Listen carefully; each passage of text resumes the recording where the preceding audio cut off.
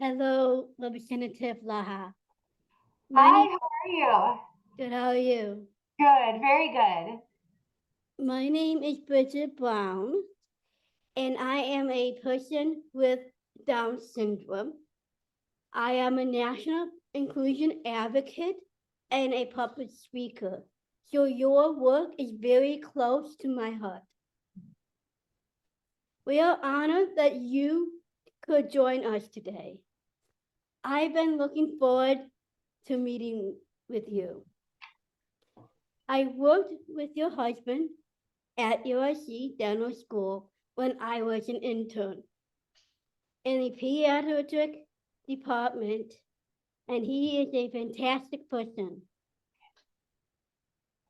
I want to learn so much about all the amazing things that you are doing, and the list is very long.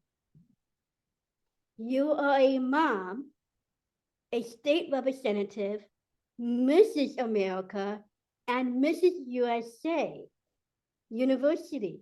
Not university, universe. An author, an inclusion advocate, and a promoted and adapted shopping cart for children with disabilities. We will love to hear you talk about being a mom and inclusion advocate and your mission that is started on your website. It's simple, be kind. We would love to learn more about the shopping cart project that you initiated and how you hope your advocacy will impact people with disabilities. And finally, we would love to learn about your work as a state representative. And maybe you can share some helpful hints for all of us who are advocating for people with disabilities in Illinois and nationally. At this point, I will just hand the mic over to you and we will listen to your story. Well, first of all, thank you so much. That was such a beautiful introduction. And I'm really excited to have a conversation with you. I remember you at UIC as well. I don't know if you remember this, but I was a dental hygiene student at the time.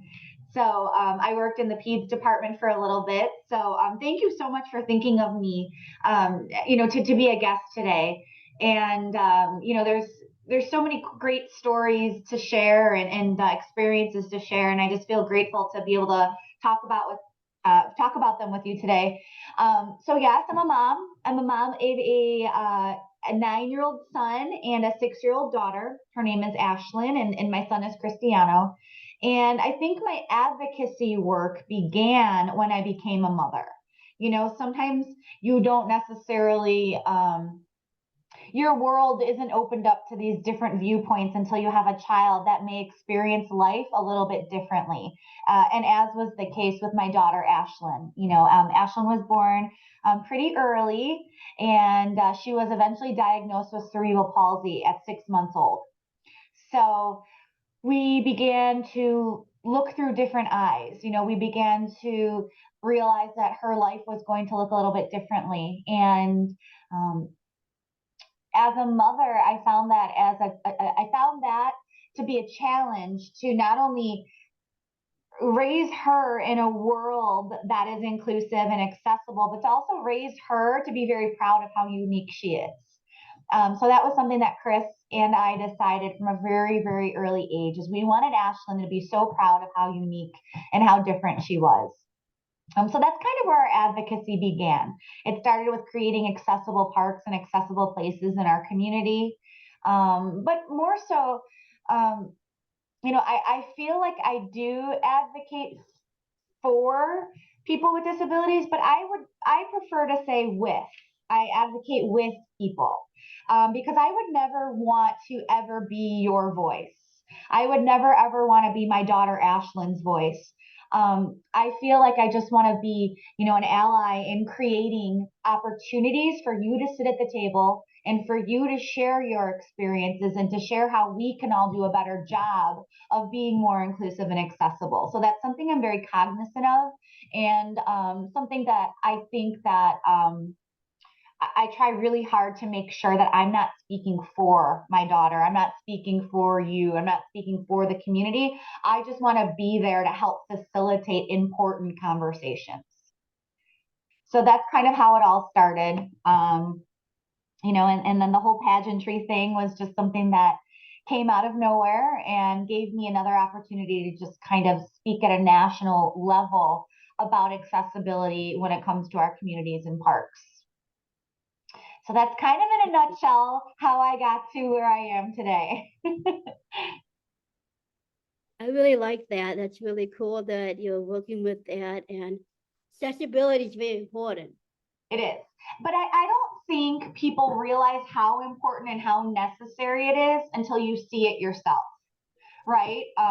I don't think, and I'm very guilty of this, I don't think I understood the importance of accessible playgrounds until we had a child who wasn't included in a public play place, And so since then, our eyes are wide open, and we see the disparities and we see the challenges. And I just want to kind of be that bridge to gap, and to introduce people into how my daughter lives and how we live and the accommodations we make to make sure that she can use these spaces. So I kind of wasn't involved or understood or didn't see until it was really part of our lives. Can you tell us something about your website that I read? It's Simple Be Kind. Sure. That was very cool that I looked at, and I would like to know more. Thank you. Yeah. So I originally started writing when Ashlyn was very young. I started writing about the experience of raising a child with differences. I started writing about, we had a difficult birth with Ashlyn. And I found that the more I wrote about it, the more, I guess, therapeutic it was for me. But I didn't realize that me writing would also invite other people into writing about their own experiences. So it kind of turned into this big thing. It started very selfishly of me just writing about my feelings, but then it turned into a community, and it turned into a place where people were sharing their stories. And so that's how it started. That's how the website started, was from a blog. And, and then that's how a few of my blog excerpts were published, and it allowed parents to talk about how we can help our kids live their best lives, and celebrating their differences and celebrating their unique gifts to this world. And that's something I was really, really proud of, that that's how the website was born. It was as a celebration. That's amazing. Could you also tell me about, I love wanting to know about your Miss America. How did you get involved in that? Yeah, that was kind of crazy as well. So I competed for Mrs. USA Universe first, which was kind of like a step into it. And we did really well in that pageant, and it really opened up doors for me to start to meet so many people. But Mrs. America was like my Super Bowl. Mrs. America was something I wanted to do for so long. That system is just very special to me. And so I competed for Mrs. Illinois, and I was, graced with that title. And then every state winner goes and competes nationally in Las Vegas for Mrs. America. And a lot of us have platforms, a lot of us have community work, and it's kind of the opportunity to talk about our causes and things that we're really passionate about. And so I was able to bring my platform of accessibility to the Mrs. America stage, and able to communicate what I would do as Mrs. America, and able to allow people to see how important it was to have a queen for that year, to have a child with differences. And I think it was just a perfect storm of everything aligning together and connecting with the judges. And, I'm a believer. So I think, it was a God thing as well. So it was a beautiful experience. And I made sure my kids were really involved. I made sure that any appearances I went to throughout the United States or locally or anything, I made sure that I could bring my kids with me because it was a family thing. And it was something I was really proud of. My family was why I was there. So it was really nice to share that with them. What a great opportunity to show the world that not only that you were there and your daughter was there, and showing that there is an opportunity for people to be with disabilities to be included. For sure. And in a family, it's not just your child, it's not just your sibling that goes through life, with a disability. It's all of us. We all are a team. We're in this together. So I think that was really special for us to be able to represent the Mrs. America family for the year, living with differences. It was very special for me. I was very proud of it. I'm so glad that you're so proud of it. It's, so there is a Miss Amazing for people with disabilities. Do you know any? Did you know about that? Yeah, I absolutely do. I think it's great. I think it showcases our unique abilities and it celebrates in a pageant. Pageants are really good in so many ways. It teaches women or people how to public speak. It teaches people how to stand in a room and not feel nervous. It teaches people how to have some poise or how to carry a platform, something that you're passionate about. And I think the Miss Amazing organization does a really good job empowering individuals with disabilities or special needs to be able to do just that. So my two friends, Ashley and Rachel, my friends, and they were in the Miss Amazing, and actually both of them won. Both to be crowned in with a sash, Yeah. and they are so excited about doing that. It's fun. It is fun. Pageantry is fun, but even if you don't win, so I used to coach girls and women on pageantry, and the main goal. Oh, there's only one winner in per category. So the odds of winning are hard.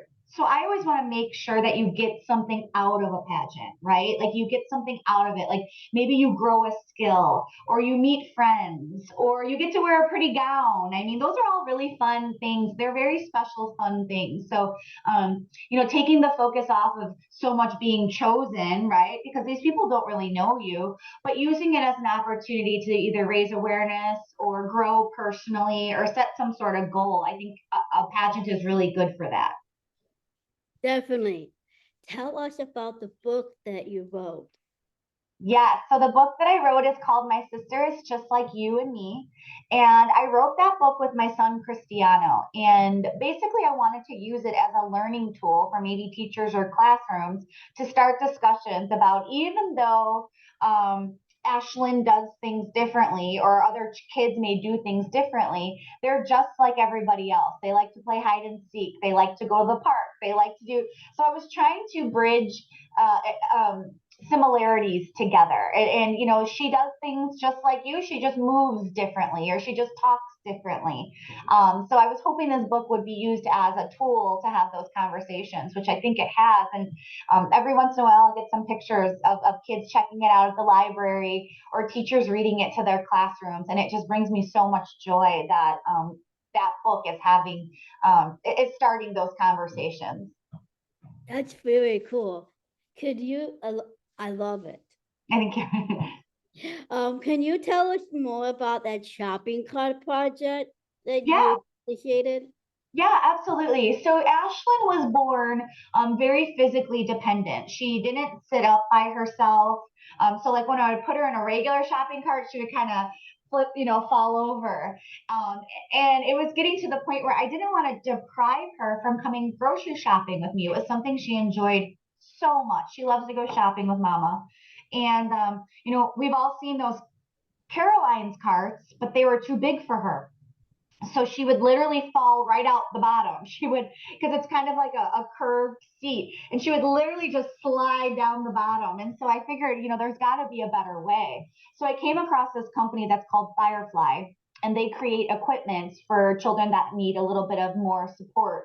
and they had this cart called the Go-To shopping cart, which offered trunk support and harness support and neck support.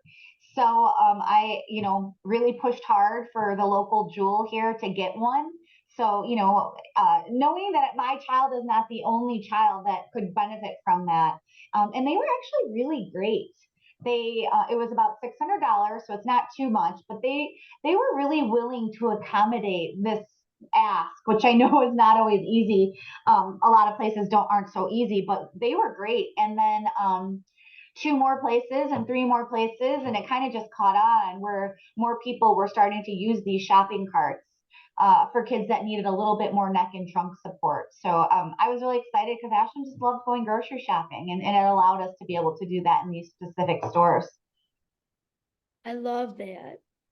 I love it too. I love that cart. That cart was very special to me. And every time I go to one of those stores and I see it, my heart, I'm happy. I'm happy that we were able to contribute like that.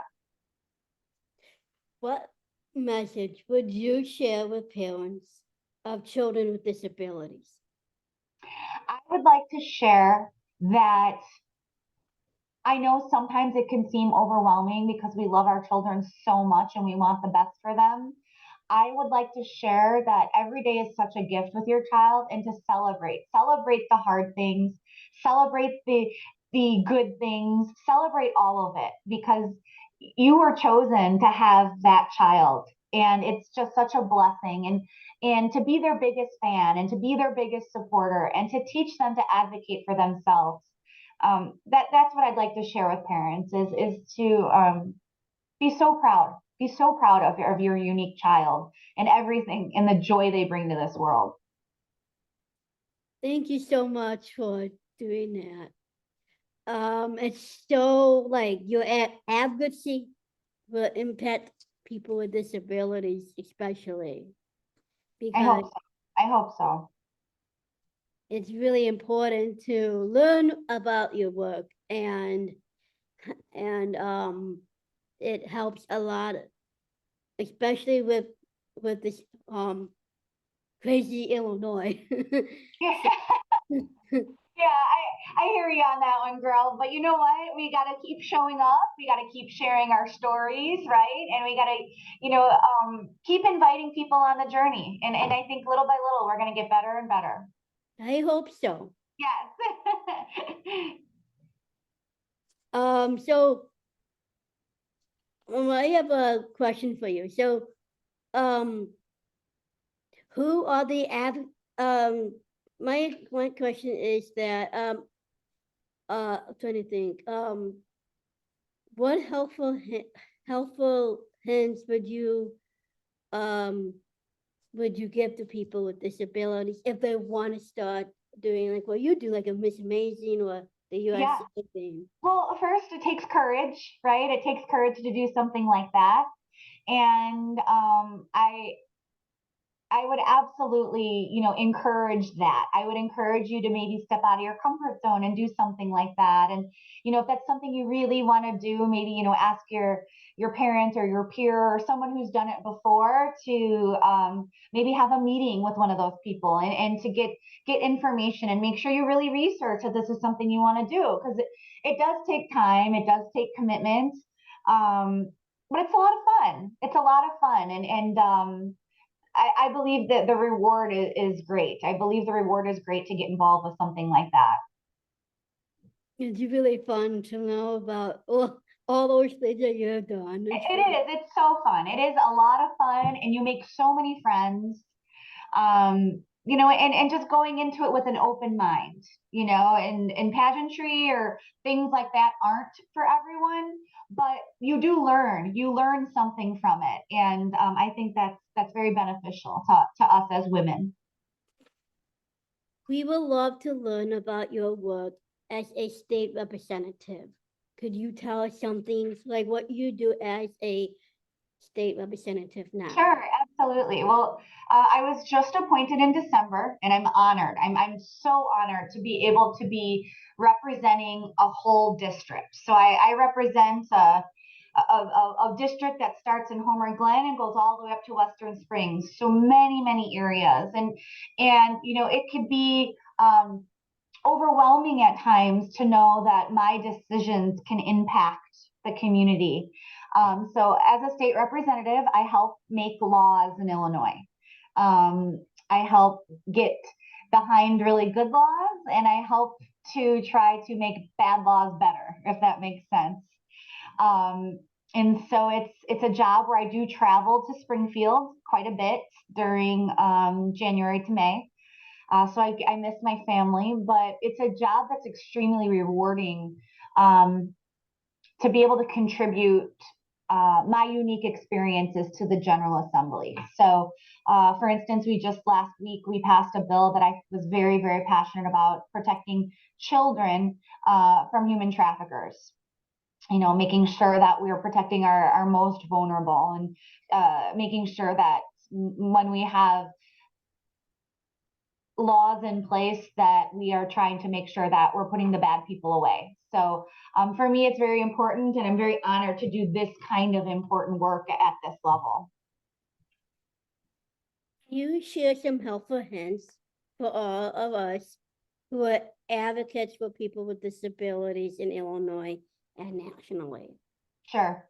I think the biggest tip that I can ever give, and that I give often, is share your story, share your experience, and to be brave. Be brave in sharing that. And sometimes vulnerability is really hard for us to do, but vulnerability also shows people how important it is to make changes, and how important disability advocacy really is. So that's my advice, is to share your story and to be brave while doing it. And you're going to hear no's, and you're going to hear people that don't fully understand what you go through, and that's okay. That just means you keep going to a different door. So, expect those no's, but I swear, I promise you, there are yeses waiting out there for you to help you with your advocacy. So my question, the last one I'm gonna ask. So as a mom, what kind of advocacy do you do with your daughter, Ashlyn, to be included in her school? Yeah, that's the biggest form of advocacy I think I do personally right now, is making sure she's included in her school. For example, I just had recently found out that her playground wasn't accessible at all.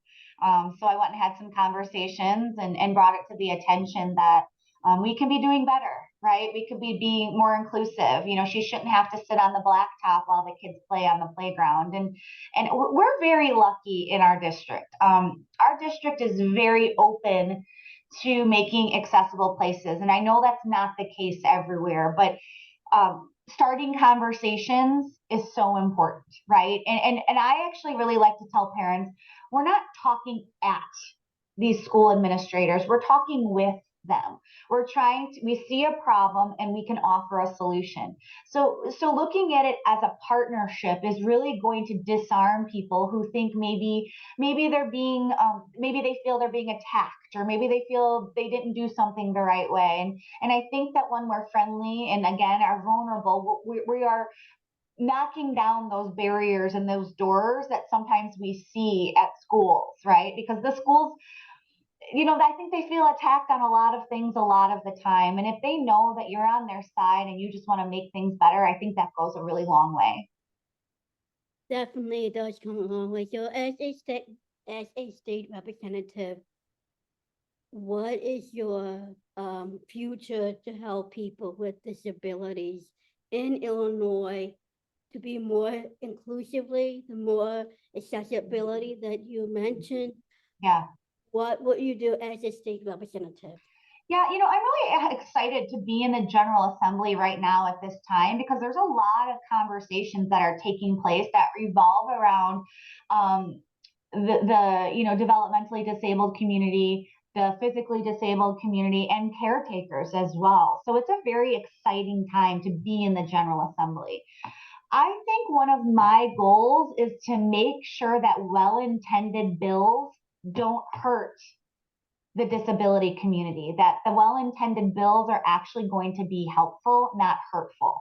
So I'm very cognizant of these bills that we're seeing. I do a lot of homework. I make sure I read on everything. I ask a lot of questions, and I'm present in a lot of these meetings to be that voice of maybe a check or a balance.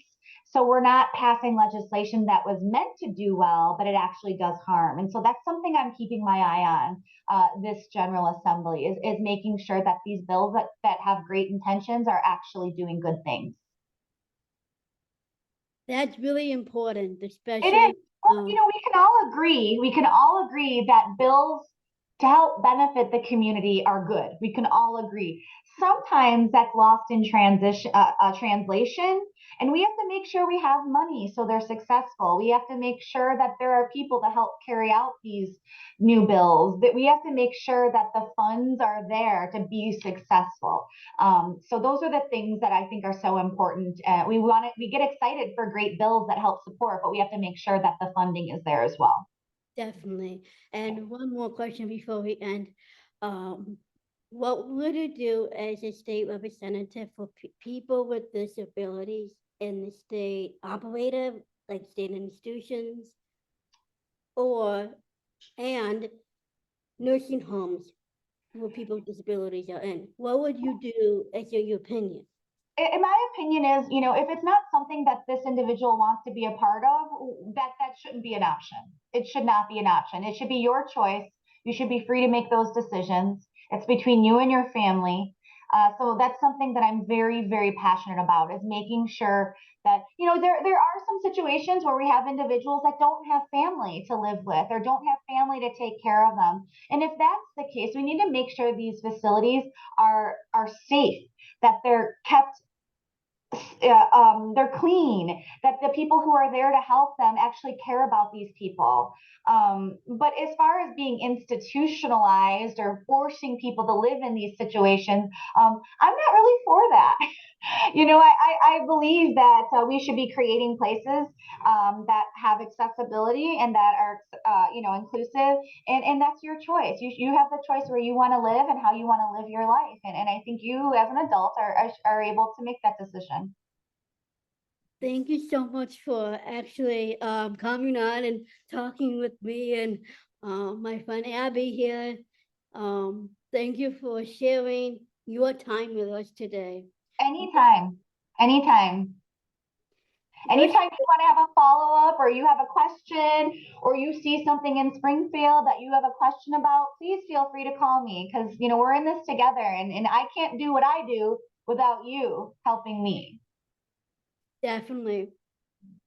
We actually are going to go to Springfield on the 16th for a strategic planning map with the Creative Housing Network. And Okay. Well, uh, come see me. Will you come visit me in my office? I would love to. Okay, perfect. Abby, I would love that too. If there are things that on your radar, we're all in this together. So please come visit me. I can give Mary, I think who we set the interview up with, can make sure that we have that appointment, and I would love to have you, and I can show you around. That'd be wonderful. Maybe you could be my page for the day, and you can come on the floor with me if you'd like. That'd be really good. Would you like that? I would love to.